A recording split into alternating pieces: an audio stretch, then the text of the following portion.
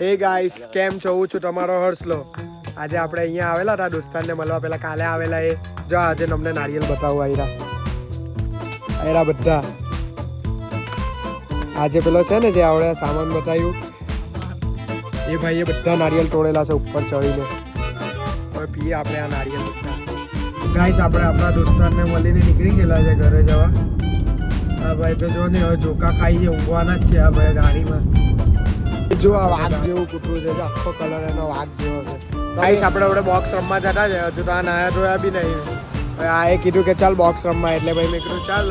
આપણે હવે બોક્સ રમવા ગયેલા હતા. પેલા લોકો ભૂખા થયા, હવે એ લોકો માટે પિઝા લેવા આવેલા છે. આપણે અહીંયા કઈ લાપીનો જેવો તો ખુલ્લું હતું નહીં, એટલે આપણે અહીંયા પિઝા તા કઈ છે એમાં આવેલા છે.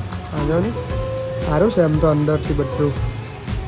આપણે આ પિઝા લઈને આવી ગયા. જો હા, હાડા એકલાનું એક લઈ લીધું ને બીજા બધા ખાઈ ગયા. આયરો આપણું આ બોક્સ છે, જો બહુ મોટું છે.